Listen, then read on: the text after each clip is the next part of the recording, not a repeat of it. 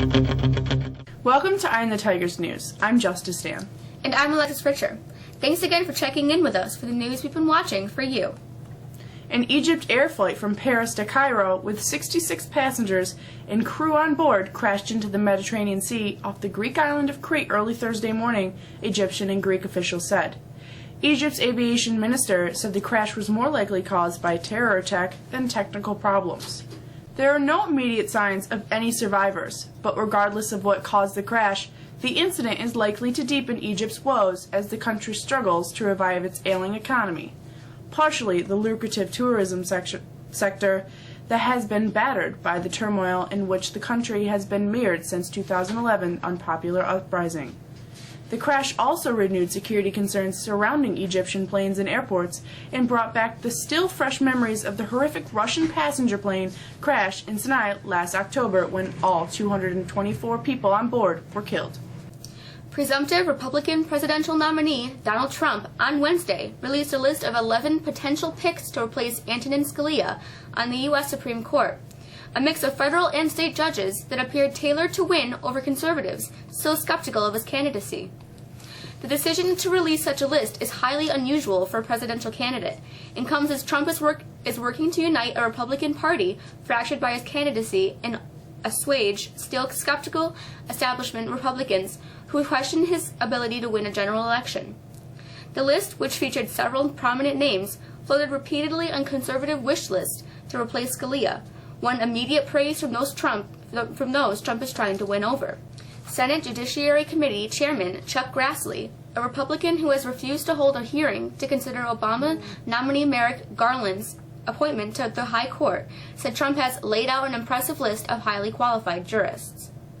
Leading Democrats are growing increasingly vocal with their concerns about the White House hopeful's continued candidacy, and if he and his legions of enthusiastic supporters ultimately will unite behind Hillary Clinton in the general election against Donald Trump. For his part, Sanders has sharpened his critique of the party.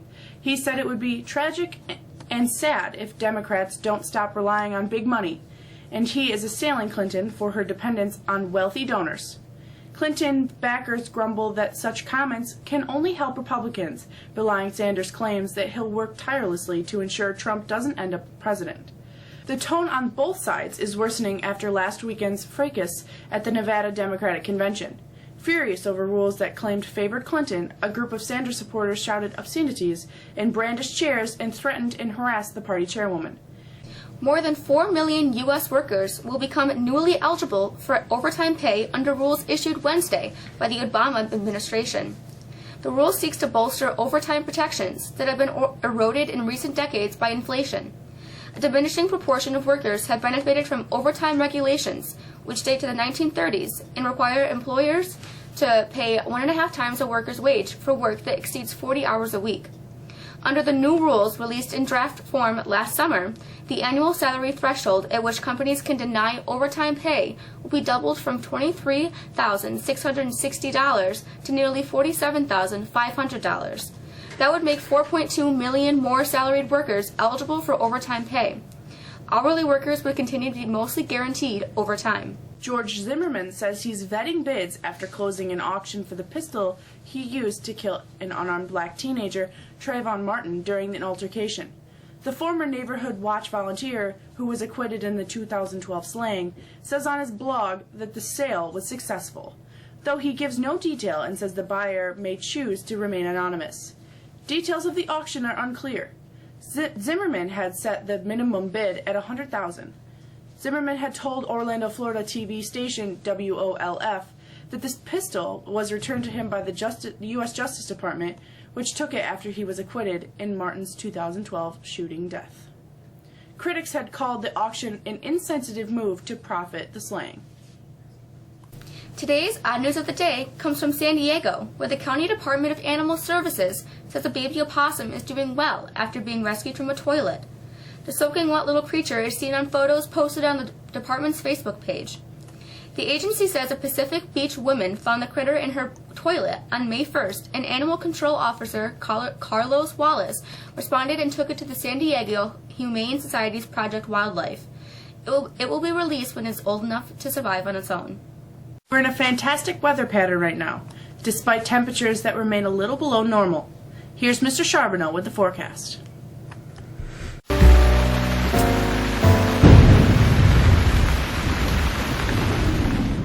High pressure does continue to dominate our weather this week, and it looks like we're going to continue to enjoy this pattern.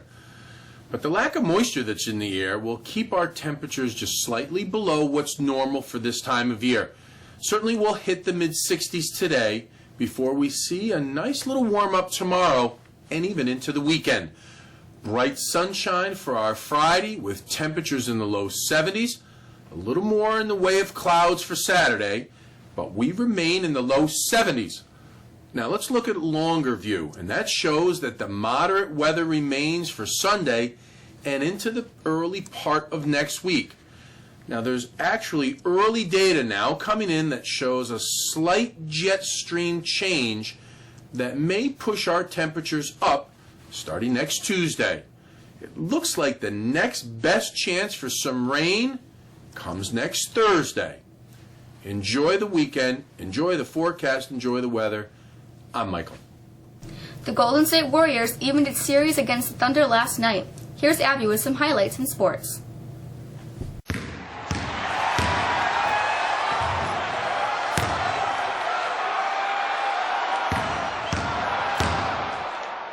Steph Curry seemed more than fine after banging his elbow as a result of diving for a loose ball, scoring 15 straight points in less than 2 minutes during one dazzling third-quarter stretch to lead the Golden State Warriors past the Oklahoma City Thunder 118-91 on Wednesday night to even the Western Conference Finals at 1 game apiece. The MVP scored 28 points, making 5 of 8 three-pointers and shooting 9 for 15 overall, while Klay Thompson added 15 points in a balanced performance by the defending champions to bounce back from just their third home defeat all season in the series opener 2 nights earlier. Kevin Durant scored 29 points, but just 6 after halftime. Russell Westbrook had 16 points and 12 assists for the Thunder, who were out-rebounded for the first time in 5 meetings with the Warriors this season. In the Eastern Conference, the LeBron James-led Cleveland Cavaliers will look to extend its 1-0 lead on Toronto tonight. The New York Knicks want Jeff Hornacek as their new coach. The team is working on a deal to hire Hornacek, a person with knowledge of the details told the Associated Press on Wednesday. President of the basketball operations Phil Jackson has had discussions with the former Phoenix Suns coach, and there is mutual interest, but they have not begun negotiations on a contract, the person said, on condition of anonymity because details of the coaching search are private. Bleacher Report first reported that the Knicks would hire Hornacek. The Knicks finished the season with Kurt Rambis as interim coach after Jackson fired Derek Fisher in February. Last night, the varsity softball team finished their season on a 4-game winning streak. The team beat ESM 5-4 behind a great pitching performance by Bree Clark. Playing their final home game, seniors Kendra Harder and Kennedy Lamb had 2 hits apiece. Jocelyn Bailey set the table with 3 hits.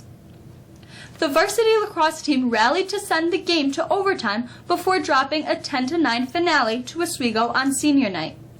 Scoring were Molly Beck, Cassidy Myers, Emma Andrews, and Martina Rena.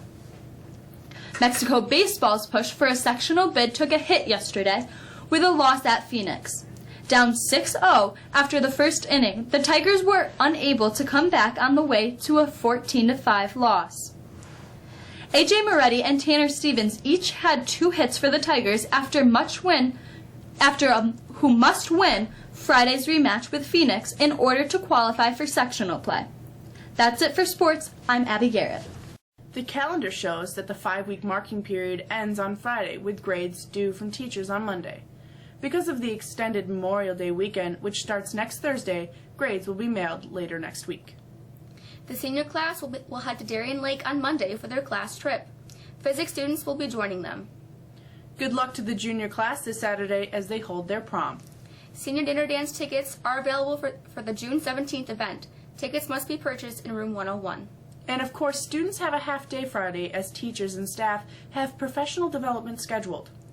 Thanks for being with us today. For the staff of I'm the Tigers, I'm Alexis Richer. And I'm Justice Dan. Have a great weekend, and we'll see you Tuesday afternoon.